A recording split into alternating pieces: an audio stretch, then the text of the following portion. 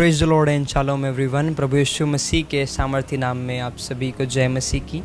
मैं स्वागत करता हूँ आपका इस समय और बहुत बहुत परमेश्वर का धन्यवाद करता हूँ अगर आप यहाँ तक आए हैं और मेरी आवाज़ आपके कानों में पहुँच रही है।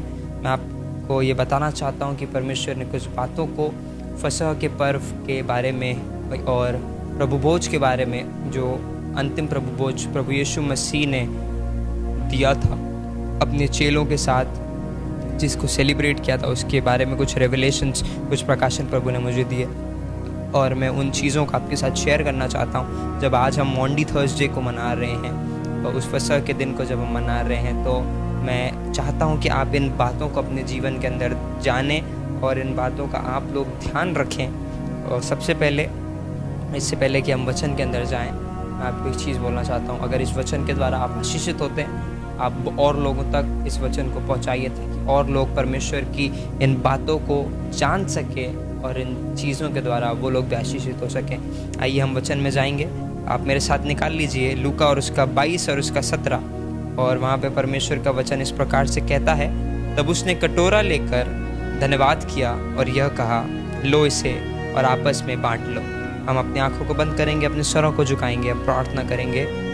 जिंदा खुदा पिता परमेश्वर, प्रभु यीशु मसीह के नाम से आपके चरणों में आते हैं। प्रभु जी, धन्यवाद करते हैं आज के दिन के लिए। प्रभु, एक बहुत इम्पॉर्टेंट, एक बहुत महत्वपूर्ण दिन को प्रभु जी जब हम अपने दिनों में मनाते हैं पिता परमेश्वर, आज के दिन को प्रभु यीशु मसीह के नाम से हम ब्लेस करते पिता।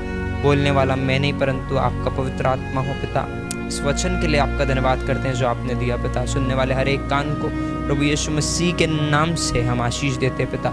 सुनने वाले हर एक कान, उनके परिवार, उनके घराने, उनकी जनरेशन्स यीशु के नाम से ब्लेस हो जाए और फ्री हो जाए इस वचन को सुनने के द्वारा। धन्यवाद करते पिता, आपने एक सुंदर अवसर दिया आपके वचन को जानने के लिए, सीखने के लिए और समझने के लिए।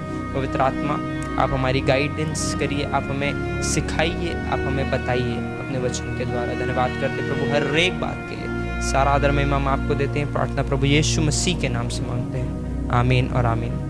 हालेलुया। मैं आपको आज के दिन में कुछ बातों को बताना चाहता हूँ फसह के पर्व के बारे में। और अगर आप बाइबल के अंदर देखें तो यहूदी जो होते थे या होते हैं, उनके 3 मेजर फेस्टिवल्स होते हैं, 3 पर्वों को वो लोग मनाते हैं व्यवस्था के अनुसार। उनमें से सिर्फ एक पर्व की हम बात करेंगे जिसके अंदर आज हम हैं। हम इसको आज के टाइम में मॉन्डी थर्सडे बोलते हैं, परंतु बाइबल इसे फसह के पर्व के रूप में बताती है, यानी कि पास ओवर। और एक और नाम इसका बाइबल के अंदर दिया गया है, वो है अख़मीरी रोटी का पर्व। और इस पर्व के बारे में मैं आपको कुछ बताना चाहता हूँ। ये जो पर्व है वो पूरे साल भर उनके ऊपर उद्धार बना रहे, इस चीज़ के लिए वो लोग, यहूदी लोग, इस पर्व को मनाते थे। और परमेश्वर ने उन्हें ये चीज़ बोली थी कि तुम जब उस मेमने को सैक्रिफाइस करोगे, पूरे साल भर तुम्हारे ऊपर से पापों को हटा दिया जाएगा। और वो जो मेमना होगा वो 5 से 7 दिन के जो ड्यूरेशन के बीच में यरूशलेम के अंदर लाया होगा। और बहुत प्रॉफिटिकली इस चीज़ को मैं आपको बताना चाहता हूँ कि ये जो चीज़ पुराने नियम में परमेश्वर ने कही थी, ये प्रभु यीशु मसीह के द्वारा नए नियम में आकर पूरी हुई। और वो इस प्रकार से कि जब हम बाइबल के अंदर पढ़ते हैं, तब प्रभु यीशु मसीह ने जब वो यरूशलेम के अंदर उस गधे के ऊपर बैठ कर आए, तब विजय प्रवेश किया। और बाइबल हमें इस प्रकार से कहती है कि वो 5 से 7 दिन के अंतरे के अंदर वो यरूशलेम के अंदर प्रवेश हुआ, जब से वो फसह का पर्व आने वाला था। और मैं आपको ये बताना चाहता हूँ कि वो जो हेडिंग वहाँ पर दी गई है, विजय प्रवेश, हम उसको अगर अपने इस नॉर्मल दिमाग, इस ह्यूमन माइंड से अगर हम समझने की कोशिश करें, तो हमको ऐसा लगता है कि यीशु मसीह क्योंकि उस यरूशलेम के अंदर एंटर कर रहे थे और लोग उनके सामने खजूर की डालियाँ अपने कपड़ों को बिछा रहे थे, होशन्ना के नारे लगा रहे थे, वो एक विजय प्रवेश था। बट प्रभु यीशु मसीह इस चीज़ को जानते थे कि वो एक बहुत बड़े काम को अंजाम देने जा रहे हैं, जो कि पिता ने उन्हें देकर भेजा है। और वो काम ये था कि उन्हें पूरी मानव जाति के पापों के लिए अपने आप का बलिदान चढ़ाना है, अपने आप को हमारे पापों के लिए उन्हें देना है। और वो इस काम को उस दिन शुरू करने जा रहे थे। इसीलिए बाइबल के अंदर वहाँ पे विजय प्रवेश दिया गया, क्योंकि ऑलरेडी परमेश्वर उस काम की शुरुआत में ही प्रभु यीशु मसीह को विजय दे चुका था। हालेलुया। और इससे पहले कि हम वचन में जाएं, एक चीज़ मैं आपको बोलना चाहता हूँ। उस लास्ट सपर, उस लॉर्ड सपर, प्रभु भोज के बारे में एक बहुत फेक, एक बहुत डिमोनिक एक पेंटिंग है जिसको आप देख पा रहे होंगे इस वक्त। और हम में से हर एक के घर के अंदर बहुत इजीली और बहुत कॉमनली हर क्रिश्चियन फैमिली के घर के अंदर ये फ़ोटो पाई जाती है, फ्रेम्स के रूप में, वॉलपेपर के रूप में, पोर्ट्रेट्स के रूप में, या फिर कहीं पर भी, और बहुत इजीली बाइबल्स के अंदर भी पाई जाती है। लोग कवर चढ़ाते हैं इसका अपने बाइबल के ऊपर। बट मैं आपको बहुत नम्रता से एक चीज़ बताना चाहता हूँ कि ये पेंटिंग बनाई गई थी लियोनार्डो डा विंची के द्वारा। और जब उन्होंने इस पेंटिंग को बनाया तो इन्होंने परमेश्वर के वचन से पूरी विपरीत इस पेंटिंग को बनाया। आप देख सकते हैं, बहुत स्पष्ट रूप से मैं आपको एक चीज़ समझाऊंगा कि जो टेबल इसके अंदर आप इस पेंटिंग के अंदर देख पा रहे हैं, वो टेबल यहूदी फेस्टिवल्स के रूप में या फिर यहूदी समय के अंदर ऐसी कोई टेबल वहाँ पर नहीं होती थी जब वो फसह के पर्व को मनाते थे। जब वहाँ पर जो टेबल होती थी वो एक यू शेप्ड के रूप में टेबल होती थी। दूसरी बात, आप इसके अंदर अगर जनों को देखें, लोगों को देखें, तो वहाँ पर टोटल प्रभु यीशु मसीह और उनके 12 चेलों के अलावा 2 स्त्रियाँ भी पाई जाती है। और बाइबल में मैंने अभी तक तो नहीं पढ़ा कि वहाँ पर 2 स्त्रियाँ भी मौजूद थी। बाइबल में साफ लिखा है कि प्रभु यीशु मसीह और उनके 12 चेलों के अलावा और कोई वहाँ पर नहीं था। तो ये पेंटिंग बहुत गलत है और परमेश्वर के वचन से बिल्कुल मेल नहीं खाती है। इसीलिए मैं आपको बताना चाहता हूँ, ऐसी कोई भी चीज़ जो परमेश्वर के वचन से विपरीत है, उसे अपने घर के अंदर मत रखिए, उसे अपने घर के अंदर मत लगाइए। सबसे पहली बात, वो हमारे प्रभु यीशु मसीह की फ़ोटो नहीं है, वो किसी इंसान के द्वारा बनाई गई एक कल्पना है। वो ना वो परमेश्वर प्रभु यीशु मसीह के चेलों की फ़ोटो है, ना वो परमेश्वर प्रभु यीशु मसीह की फ़ोटो है। इसीलिए मैं आपको बोलना चाहता हूँ, ऐसी चीज़ों को ना अपने फ़ोन का वॉलपेपर बनाइए, ना अपने घर के अंदर उन फ़ोटोज़ को लगाइए, ना अपने दीवारों पे, अपने फ्रिज पे, अपने कूलर पे, अपने पंखों पर ऐसी चीज़ों को टांगिए। और जिन आयतों में भी यीशु मसीह की फ़ोटो बनी आती है, उनको भी अपने घर में लगाने से अब बचिए, क्योंकि वो यीशु मसीह नहीं है। बाइबल कहती है कि यीशु मसीह जो है उनको किसी ने नहीं देखा जितनों भी ड्राइंग बनाई है। क्योंकि आप हर बार देखिए, हर मूवी के अंदर कैरेक्टर डिफरेंट होता है, हर पिक्चर के अंदर शक्ल चेंज हो जाती है, और वो प्रभु यीशु मसीह की फ़ोटो नहीं होती है। हालेलुया। इसीलिए मैं आपको बताना चाहता हूँ कि ऐसी गलत चीज़ों से आप दूर रहिए। और ये मैं आपको इसीलिए बताना चाह रहा हूँ क्योंकि हमारा काम, कलीसिया का काम, और आपका और मेरा काम ये नहीं है कि हम लोगों को इमोशनली सपोर्ट करें, बट ये है कि हम सच बताएं और सच की तरफ उनको लेकर चलें। मैं बहुत स्पष्ट रूप से आपको बताना चाहता हूँ, परमेश्वर ने हमें इसीलिए नहीं चुना और भेजा कि हम लोगों को इमोशनली सपोर्ट करें, इमोशनली अपलिफ्ट करें, परंतु परमेश्वर ने हमें इसीलिए भेजा ताकि हम उनको स्पिरिचुअली अपलिफ्ट करें और स्पिरिचुअली बिल्ड करें। हालेलुया। परमेश्वर ने हमें इसीलिए बुलाया, और बाइबल कहती है कि तुम जाओ और मेरे नाम से चेले बनाओ, और चेले बनाओ तो उन्हें सत्य सिखाओ। बाइबल पूरी रीति से, पूरी तरह से सत्य के ऊपर बेस्ड है। It's a book of truth. इस दुनिया के अंदर मिलाकर जितना सच नहीं है, उतना सच इस परमेश्वर के वचन के अंदर दिया गया है। हालेलुया। इसीलिए मैं आपको बोलना चाहता हूँ, इसके अलावा अगर आपको कोई ज्ञान देने की कोशिश करे तो वो सब झूठ है। जो कुछ इसके अंदर लिखा है सिर्फ वो सच है। हालेलुया। इससे पहले हम वचन में जाएं, मैं आपको एक चीज़ बताना चाहता हूँ। याकूब के बेटे और यूसुफ के भाई जो थे, वो इजिप्ट के अंदर गए, और परमेश्वर ने वहाँ पर जब अकाल आया तो उन्हें इजिप्ट में, जब सारे संसार के अंदर अकाल था, और यूसुफ की बुद्धिमानी और परमेश्वर के अनुग्रह के द्वारा जब यूसुफ के द्वारा उनको बचाया, तब उनको परमेश्वर ने इजिप्ट के अंदर यानी कि मिस्र के अंदर बसा दिया। और जब परमेश्वर ने मिस्र के अंदर बसा दिया, उन्होंने क्या किया, उनकी जनरेशन्स ने क्या किया, परमेश्वर के विरुद्ध काम किया, और इजराइलियों को परमेश्वर ने 450 साल की गुलामी में डाल दिया।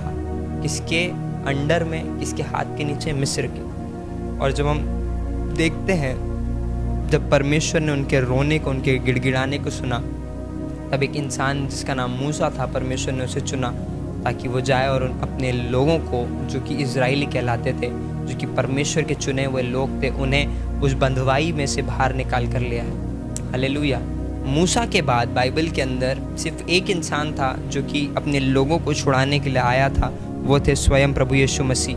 जब उन्होंने देखा कि इट्स इनफ, बहुत हो गया, जब परमेश्वर ने देखा कि मेरे लोग कुछ भी करने की वजह से उनके पाप क्षमा नहीं हो रहे हैं, वो लोग अपने पापों से अलग नहीं हट रहे हैं, तब परमेश्वर ने एक ही चीज़ को बेस्ट समझा, सबसे उत्तम समझा कि वो अपने इकलौते पुत्र को भेजे। और प्रभु यीशु मसीह इस दुनिया के अंदर आए और उन्होंने अपने आप को हम में से हर एक के लिए, चाहे वो यहूदी हो, चाहे वो यूनानी हो, चाहे वो किसी भी रंग का हो, किसी भी रूप का हो, चाहे वो सामरी हो, चाहे वो अन्य जाति से हो, चाहे किसी भी धर्म समुदाय, किसी भी जात का हो, किसी भी रंग रूप का हो, किसी भी कद का हो, परमेश्वर प्रभु यीशु मसीह ने किसी में भेद नहीं किया। और बाइबल में ऐसा कहीं नहीं लिखा कि वो ईसाइयों का यानी कि मसीहों का परमेश्वर है।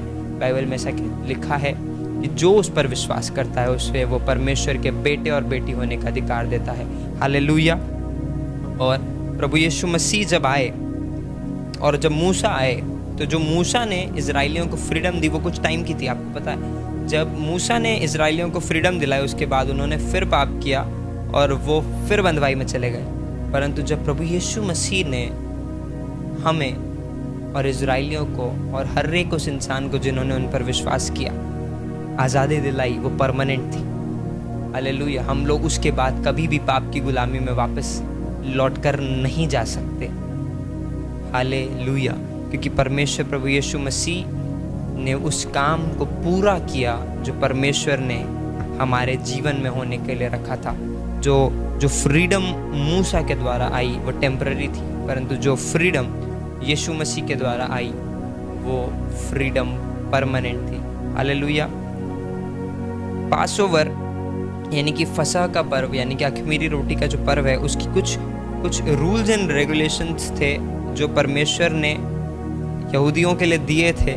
और वो इस प्रकार से थे कि जो मेमना होना चाहिए वो 1 वर्ष से ऊपर का होना चाहिए।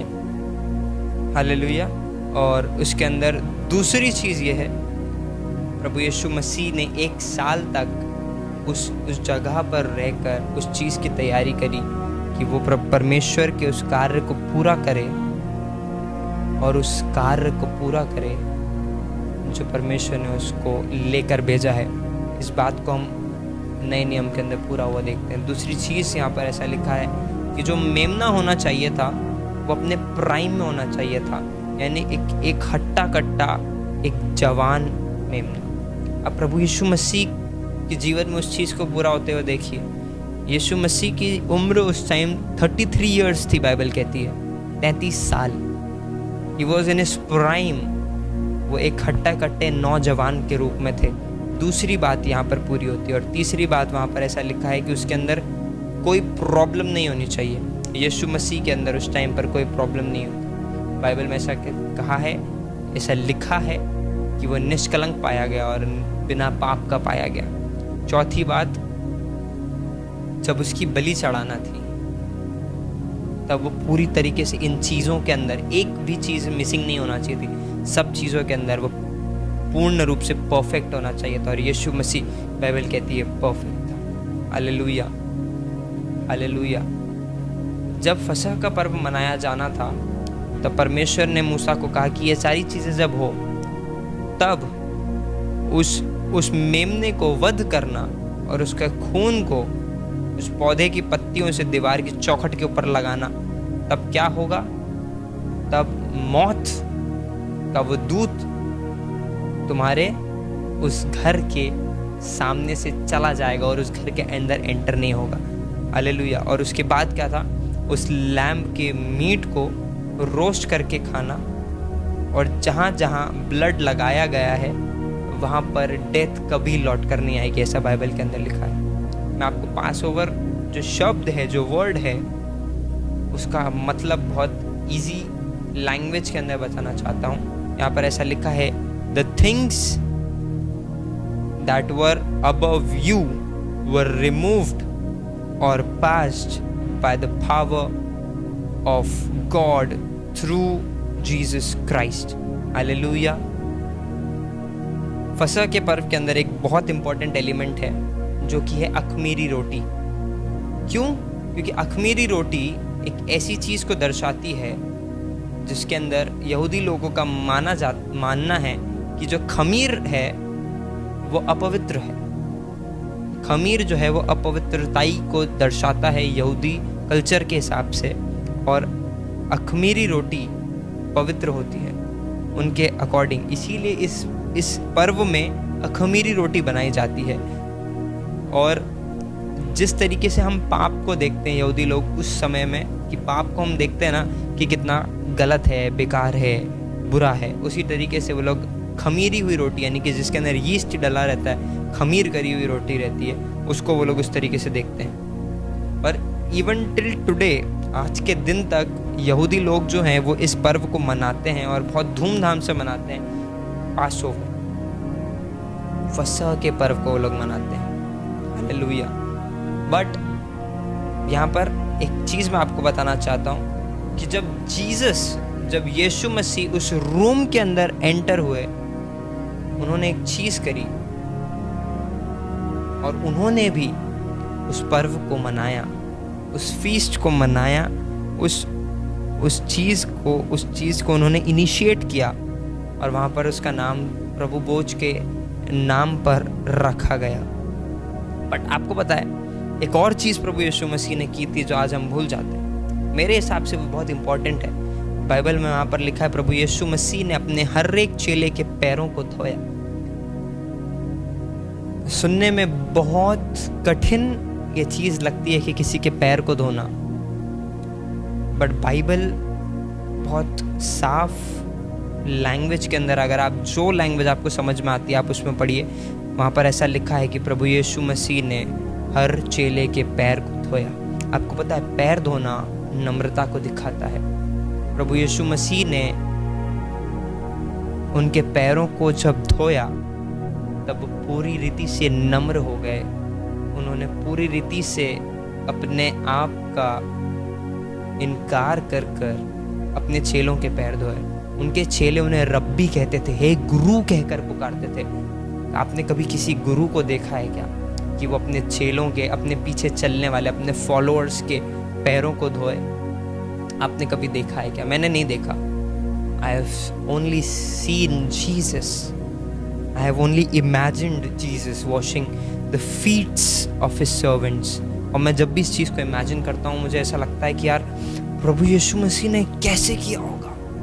हम अपने भाई बहनों के पैर नहीं धो पाते हैं, हम किसी का आदर करने में चूक जाते हैं, पर यीशु मसीह पूरी रीति से नम्र हो गए, उन्होंने उनके पैरों को धोया।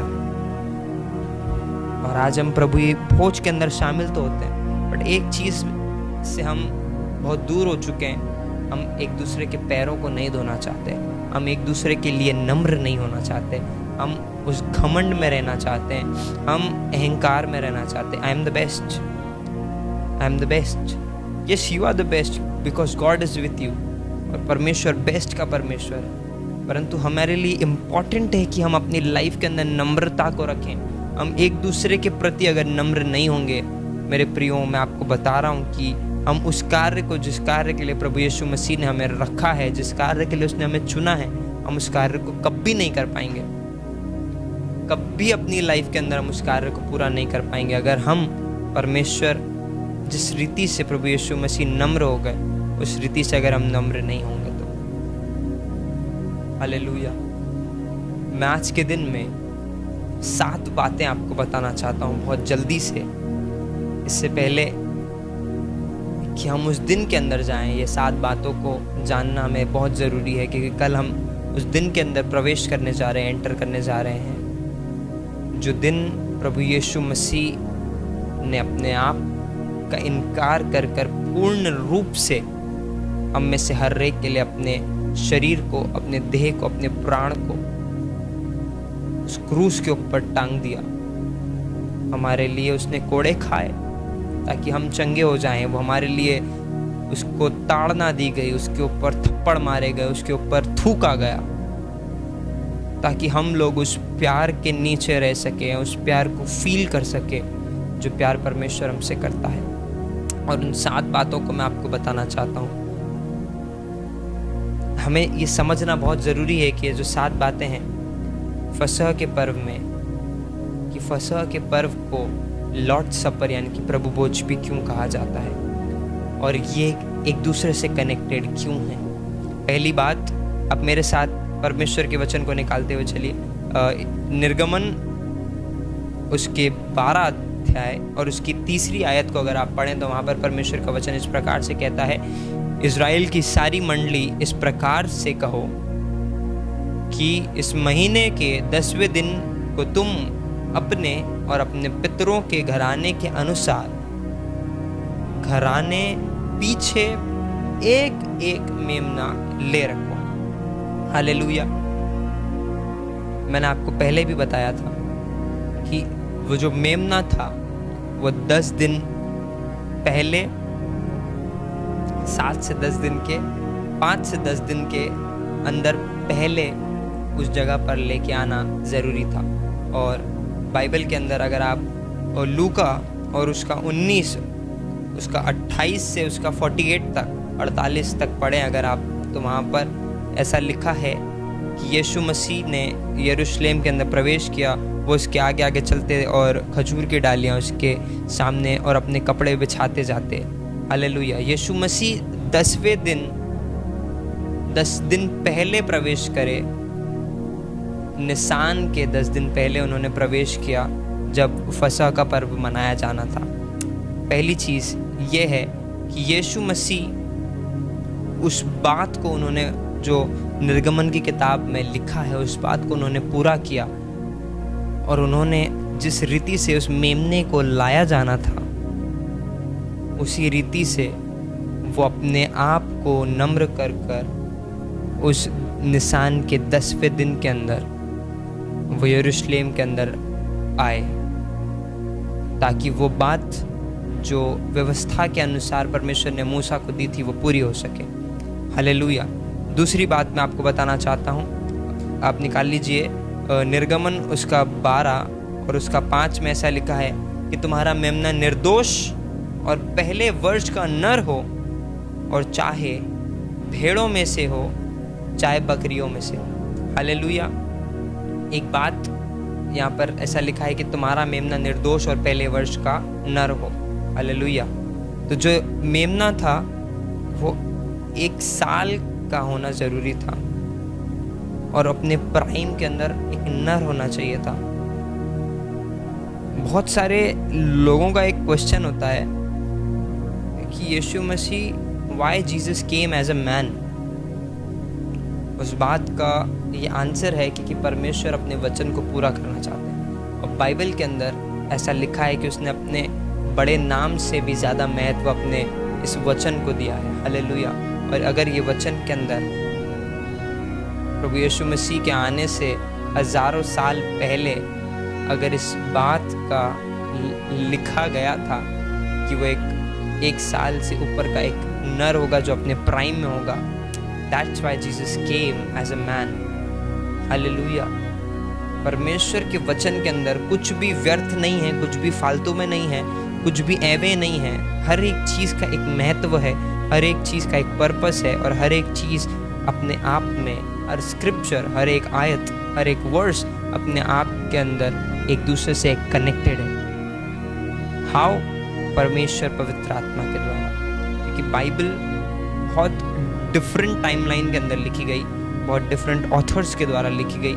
परमेश्वर प्रभु यीशु मसीह के बारे में जब उन्होंने लिखा तब बहुत अलग अलग लोगों ने लिखा। जब पुराने नियम की चीज़ों को लिखा तो बहुत अलग अलग जगहों पर लिखी गई, परंतु जब उनको एक किया गया, everything was perfect, everything was perfectly matched. That's why हर एक चीज़ जो फसह के पर्व के लिए मनाई जानी थी और तैयार करी जानी थी वो यीशु मसीह की उस तैयारी से बिल्कुल मैचिंग थी। तीसरी चीज़ मैं आपको बताना चाहता हूँ जो कि लिखी है उसी निर्गमन 12 अध्याय और उसके 5 को अंदर आप अगर पढ़ें तो वहाँ पर ऐसा लिखा है कि वो जो है पहले वर्ष का क्या होना चाहिए? क्या होना चाहिए? नर होना चाहिए और उसके अंदर कोई दोष नहीं होना चाहिए। हालेलुया। जब पहला पतरस उसका 1 और उसका 19 को आप पढ़ते हैं तो वहाँ पर ऐसा लिखा है कि पर निर्दोष और निष्कलंक मेमने अर्थात मसीह के बहुमूल्य रक्त के द्वारा क्या हुआ? हमारा तुच्छ, हमारा निकम्मा चाल चलन, हमारे बाप दादों के समय से जो चला आता था वो हमसे दूर हुआ। कैसे? प्रभु यीशु मसीह के उस रक्त के द्वारा, जो कि क्या था? निष्कलंक और निर्दोष। हालेलुया। प्रभु यीशु मसीह जब मरे तो उनके अंदर कोई दोष नहीं था। प्रभु यीशु मसीह ने जब अपना बलिदान दिया तब वो पूरी तरीके से निष्कलंक थे, उनके अंदर एक पाप भी नहीं पाया गया। बाइबल ऐसा कहती है कि ही वॉज परफेक्ट। हमारी पूरी लाइफ के अंदर ऐसा कभी नहीं हो सकता कि हमसे एक गलती भी ना हो। हम आए दिन झूठ बोलते हैं, चोरी करते हैं, गलत बात करते हैं, किसी के विरुद्ध किसी को जज करते हैं, परंतु प्रभु Yeshu Masih was perfect in his life. उन्होंने अपने जीवन में एक भी पाप कभी नहीं किया। That's why he was the perfect lamb which was to be sacrificed. चौथी बात को अगर आप देखें तो निर्गमन उसका 12 और उसका 6 को जब आप पढ़ें तो वहाँ पर ऐसा लिखा है कि और इस महीने के 14वें दिन तक उसको रख छोड़ना, और उस दिन गोगुली के समय इज़राइल की सारी मंडली के लोग उसे बलि करें। इज़राइल की सारी मंडली के लोग उसे बलि करें। हालेलुया। इंग्लिश में ऐसा लिखा है कि he was to be sacrificed on the 14th day of the Twilight.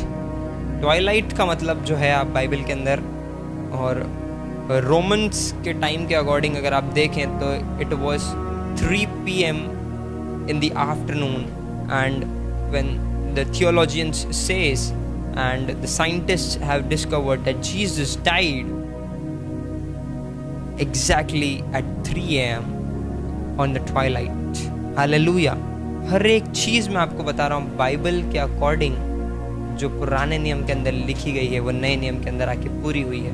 हर एक स्क्रिप्चर एक दूसरे से कनेक्टेड है क्योंकि वो परमेश्वर के वचन को पूरा कर रही है। बाइबल में ऐसा लिखा है कि इस वचन के अंदर से बिना पूरा हुए एक शब्द भी खत्म नहीं होता। हालेलुया। तो यीशु मसीह was crucified on the 14th day of the Nisan, and he died at the 9th hour of the twilight, which is 3 PM in the Roman Empire and 3 PM हमारे समय में भी in our time also। पांचवी बात ये है कि जो रोटी है उसे मज्जा कहा जाता है। जो पास ओवर, जो फसह के पर्व की जो रोटी है उसे कहा जाता है मज्जा, और वो बिना यीस्ट की होती है, बिना खमीर की होती है, मैंने आपको बताया। और बाइबल के अंदर अगर आप पढ़ें निर्गमन उसका 12 और उसका 8 के अंदर ऐसा लिखा है कि और वे उसके मांस को उसी रात आग में भूंजकर अखमीरी रोटी कड़वे सागपात के साथ खाएं। एक चीज़ की तरफ मैं आपको ले जाना चाहता हूँ। बाइबल के अंदर ऐसा लिखा है, अगर आप पढ़ें यूहन्ना और उसका 6 और उसका 48, तो वहाँ पर यीशु मसीह ने कहा कि मैं जीवन की रोटी हूँ। हालेलुया। अब मत्ती के अंदर जब आप मत्ती को पढ़ें, और मत्ती ने बहुत स्पष्ट रूप से इस चीज़ को बताया है। मैथ्यू 26 के अंदर जब आप पढ़ेंगे 17 ऑनवर्ड्स, तब वहाँ पर यीशु मसीह ने जब प्रभु भोज की उस विधि को पूरा किया था, वहाँ पर ऐसा लिखा है उस रात, और यहाँ पर ऐसा लिखा है कि वो उस रात को उस मांस के साथ और खमीरी रोटी के साथ खाया। हर एक चीज़ is connected in the Bible. हर एक चीज़ मैं आपको फिर से बता रहा हूँ कि जो मज्जा जो थी, जिसे अखमीरी रोटी कहते हैं, वो प्रभु यीशु मसीह की देह थी। बाइबल में प्रभु यीशु मसीह ने कहा, जब उन्होंने चेलों को वो रोटी बांटी और उन्हें वो रोटी दी, तो उन्हें कहा कि ये मेरी रोटी है, ये मेरी देह है, इसे खाओ और मेरे स्मरण के लिए यही किया करो। हालेलुया। जब तक मैं लौट कर ना आऊँ, तुम्हें इस विधि को अपने जीवन के अंदर पूरा करना है। हालेलुया। और प्रभु यीशु मसीह के आज लौट कर आने का जब हम वेट कर रहे हैं, हम आज भी उस फीस्ट के अंदर हम शामिल होते हैं, हम उस प्रभु भोज की उस वेदी के अंदर हम सम्मिलित होते हैं। हालेलुया। और जब इसके अंदर आगे लिखा है कि अगर आप इब्रानी और उसका 4 और उसके 15 को पढ़ें तो बाइबल में ऐसा लिखा है कि यीशु जीवन की रोटी है। Hallelujah. John 6:48 and Hebrew 4:15 says that Jesus is the bread of life. Hallelujah. Sixth बात जो है, छठी जो बात है, जो इस प्रकार से है कि अगर आप मेरे साथ निकाल लें इब्रानियों और उसका 12 अध्याय और उसकी 46 वर्स को अगर आप पढ़ें तो वहाँ पर इस प्रकार से लिखा गया है कि उसका खाना एक ही घर में हो, अर्थात तुम उसके मांस में से कुछ घर से बाहर न ले जाना, और बलि पशु जिसका बलि होना था उसकी कोई हड्डी को न तोड़ना। आप मेरे साथ एक वचन और निकालिए, यूहन्ना उसका 19 अध्याय और उसकी 36 वर्ष के अंदर इस प्रकार से लिखा है, ये बातें इसीलिए हुई कि पवित्र शास्त्र की ये बात पूरी हो कि उसकी एक भी हड्डी तोड़ी न जाए। हालेलुया। प्रभु यीशु मसीह, मैं आपको फिर से बोल रहा हूँ, प्रभु यीशु मसीह was the perfect lamb of the Passover। और एक बात को मैं आपको बताना चाहता हूँ कि जब यीशु मसीह को क्रूस पर टांगा गया उनकी एक भी हड्डी तोड़ी नहीं गई। इवन एक चीज़ मैं आपको बताता हूँ कि जब हम फोटोज़ के अंदर देखते हैं तो यीशु मसीह के यहाँ पर उनके पाम के अंदर कील ठोकी हुई बताई जाती है फोटोज़ के अंदर। अब इस बात को नोटिस करिएगा कि ये गलत है।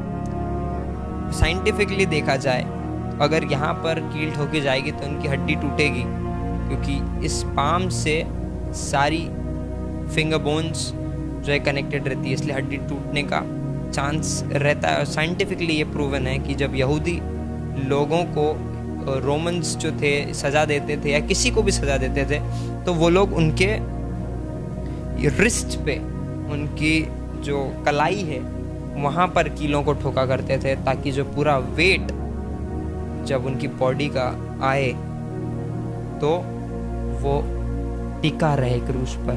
क्योंकि अगर यहाँ पर आप कील ठोकोगे तो जो वेट है वो इस हाथ को चीरता हुआ और हर एक हड्डी को तोड़ता हुआ बॉडी बाहर लेकर आ जाएगा हाथ। बट अगर आप कील को यहाँ ठोकोगे जैसे कि यीशु मसीह को ठोकी गई थी उनके रिस्ट के बीचों बीच, तो उनकी एक भी हड्डी नहीं टूटी गई थी। और परमेश्वर का वचन यहाँ पे पूरा हुआ कि ये बातें इसीलिए पूरी हुई कि पवित्र शास्त्र की ये बात पूरी हो कि उसमें से कोई हड्डी तोड़ी ना जाए। सातवीं और अंतिम बात मैं आपको बताना चाहता हूँ वो ये है कि the blood of lamb is God's greatest provision to save the Jews in the Egypt। जब मूसा की व्यवस्था के अनुसार अगर आप देखें तो यीशु मसीह के आने से पहले जब मूसा को परमेश्वर ने व्यवस्था दी कि तुम फसह के पर्व को मनाना और उस ब्लड को तुम लगाना, तो मृत्यु का दूत तुम्हारे घर के अंदर कभी एंटर नहीं करेगा, वो चला जाएगा। तो वो परमेश्वर की तरफ से एक सबसे भली और सबसे अनुग्रहमय योजना थी जो उन्होंने यहूदियों के लिए दी थी कि सारे इजरायली, सारे यहूदी लोग उस बात को पूरा करें और वो मृत्यु के दूत से बच जाएं। और मैं आपको ये चीज़ बताना चाहता हूँ कि जब यीशु मसीह आए और उन्होंने अपने लहू को बहाया तब परमेश्वर का ये प्रोविज़न हम में से हर एक के लिए था कि यीशु मसीह का जो खून है, यीशु मसीह का जो लहू है, वो हर एक यहूदी, हर एक यूनानी, हर एक सामरी, हर एक अन्य जाति और हर एक इंसान को बचाए और मौत कभी भी हमारी लाइफ के अंदर एंटर ना कर सके। बाइबल ऐसा कहती है कि मृत्यु के डंक को प्रभु यीशु मसीह ने क्रूस पर ख़त्म कर दिया। मृत्यु की सामर्थ को उसने अपने पैरों के तले रौंद दिया और ख़त्म कर दिया। Hallelujah, hallelujah. इस बात के लिए मैं आपका धन्यवाद देना चाहता हूँ कि आप इस चीज़ को अगर अभी तक सुन रहे हैं, परमेश्वर अगर आपसे इस चीज़ के द्वारा बात कर रहा है, परमेश्वर आपको बहुत ज़्यादा ब्लेस करे। पर एक चीज़ हमारे लिए जानना और समझना बहुत ज़रूरी है कि सिर्फ ये 7 बातें उस पास ओवर को पूरा नहीं करती है। सिर्फ ये 7 बातें मिलकर प्रभु भोज को नहीं बनाती है। इसके बारे में कुछ और बातें भी हैं जो हमें सीखना बहुत ज़रूरी है। बहुत अद्भुत चीज़ है कि हम इस बात को सीख और समझ पाए हैं। बट इस मॉन्डी थर्सडे, इस साल अगर आप परमेश्वर की उस ब्यारी के अंदर, उस पवित्र वेदी के अंदर अगर आप शामिल होने जा रहे हैं, मैं आपको एक बात बोलना चाहता हूँ अपने हृदय से। परमेश्वर के अनुग्रह में आकर पवित्र आत्मा की सामर्थ्य के द्वारा वॉच योरसेल्फ, अपने आप को तैयार करिए, अपने हृदय के अंदर झांकिए। क्या आप परमेश्वर के उस वेदी के अंदर शामिल होने के लिए रेडी हैं या नहीं? आप कौन हैं, आप कहाँ हैं, मैं नहीं जानता। बट अगर आप आज उस मॉन्डी थर्सडे के अंदर अपने अपने चर्चेस के अंदर जा रहे हैं, अपने आप को प्रिपेयर करिए कि जब आज आप परमेश्वर की उस ब्यारी के अंदर, और बहुत सारे लोग हो सकता है कि पहली बार उस प्रभु भोज को ले रहे होंगे। मैं आपको एक बात बताना चाहता हूँ, प्रभु भोज लेना मजाक नहीं है। बाइबल कहती है कि उस प्रभु भोज को जो कोई अनुचित रीति से लेता है वो श्राप का भागी होता है। आज अगर आप उस प्रभु भोज को लेते हैं, अपने हृदय के अंदर बहुत ध्यान रखने की ज़रूरत है। बहुत ज़्यादा हमें सोचने और समझने की ज़रूरत है कि हम अगर उस ब्यारी के अंदर, उस वेदी के अंदर अगर हम शामिल हैं, तो हमने प्रभु यीशु मसीह की देह को अपने अंदर लिया है और प्रभु यीशु मसीह के लहू को हमने पिया है। और अगर हम इस चीज़ के अंदर सहभागी हुए हैं तो हमारे जीवन एक चेंज की ज़रूरत है। अगर हम प्रभु यीशु मसीह के उस ब्लड और उसके उस बॉडी को लेकर भी अगर हमारी लाइफ के अंदर चेंज नहीं है, then we are the culprits। Bible says कि हम उनके साथ, हमारे हाथ उसके खून से रंगे हुए हैं जिन्होंने उसे क्रूस पर चढ़ाया, और हम अपने पैरों तले उसके शरीर और उसके लहू को कुचलते हैं। इसलिए इस साल, आज के दिन मैं आपको यही बात बोलना चाहता हूँ। अगर आप आज के दिन परमेश्वर की प्यारी के अंदर सम्मिलित होते हैं, शामिल होते हैं, बहुत इम्पॉर्टेंट है, अपने हृदय को तैयार करिए, अपने मन में पवित्रताई को रखिए। आई नो कि हम में से कोई परफेक्ट नहीं हो सकता। मैं परफेक्ट नहीं हूँ, कोई अपोस्टल परफेक्ट नहीं है, कोई पास्टर परफेक्ट नहीं है। जिन लोगों को आप सुनते हैं, देखते हैं, वो भी परफेक्ट नहीं है। बट प्रभु यीशु मसीह के द्वारा हमें वह अनुग्रह मिला है कि हम पिता के सामने जा सकते हैं। और अगर यदि हम पिता के सामने जा सकते हैं तो पिता हमें ग्रहण करेगा, और हम उस वेदी के अंदर जब शामिल होंगे तब हमें पूर्ण रूप से प्रभु एक्सेप्ट करेगा, और हम उस चीज़ को सेलिब्रेट कर पाएंगे जिस चीज़ को प्रभु यीशु मसीह ने कहा कि मेरे स्मरण के लिए। हम प्रभु यीशु मसीह को जब स्मरण करें तब प्रभु यीशु मसीह हमें देखकर खुश होना चाहिए। ये नहीं होना चाहिए कि वो कहे कि एक साल फिर आया और हमने प्रभु भोज को लिया, प्रभु यीशु मसीह के लहू को अपने पैरों तले रोन दिया। मैं चाहता हूँ कि इस समय आप अपनी आंखों को बंद करें। आप जहाँ कहीं भी है, जिस भी अवस्था में, अपनी आंखों को बंद करिए, अपने सिर को आप झुकाइए। पिता परमेश्वर, हम आपका धन्यवाद करते हैं प्रभु जी, आपने इस वचन से सीखने के लिए प्रभु अपना अनुग्रह प्रदान किया। पिता परमेश्वर, प्रभु जी हम आपका धन्यवाद करते हैं। पिता परमेश्वर, एक अद्भुत चीज़ पिता परमेश्वर आप हमारे जीवन के अंदर आपने लेकर आए। पिता प्रभु, मैं आपका धन्यवाद करता हूँ। पिता परमेश्वर, इस वचन के द्वारा आप हमसे बोलिए और बातचीत करिए। पिता, जब आपकी वेदी के अंदर हम शामिल होते, आपकी वेदी के अंदर हम सीखते, समझते, पिता परमेश्वर, उस लहू को, और पिता परमेश्वर आपकी देह को पिता परमेश्वर हम इज्जत देने वाले हो सके। प्रभु, जब हम आपको स्मरण करके उसे अपने जीवन में ग्रहण करते, पिता परमेश्वर, हमारा जीवन उसके अनुसार हो जाए। पिता परमेश्वर, प्रभु जब हम उस वेदी के अंदर शामिल होते हैं पिता परमेश्वर, आपका वो कैरेक्टर हमारी लाइफ के अंदर रिफ्लेक्ट होने वाला हो सके पिता परमेश्वर। मैं ऐसी प्रार्थना करता हूँ जितने लोगों ने इस वचन को सुना है पिता परमेश्वर, प्रभु जी आप उनको बरकत दीजिए पिता परमेश्वर। उनके परिवारों के अंदर किसी भी भली वस्तु की कभी कमी घटी ना हो पिता। उन्हें आप यूज़ करिए, उन्हें आप चुनिए पिता परमेश्वर, उन्हें कबूल करिए पिता परमेश्वर आपके कार्य के लिए पिता। आप उन्हें उठाइए, चलाइए, बढ़ाइए पिता परमेश्वर। पिता परमेश्वर एक अद्भुत कार्य आप उनके जीवन में होने दीजिए पिता। एक अद्भुत सामर्थ आप उनके जीवन में आ जाने दीजिए, अपने दुगने मस्से से आप उन्हें भर दीजिए पिता। ऐसी मैं प्रार्थना करता हूँ पिता। धन्यवाद देता हूँ पिता इस अद्भुत समय के लिए जो आपने दिया आज के दिन को पिता परमेश्वर।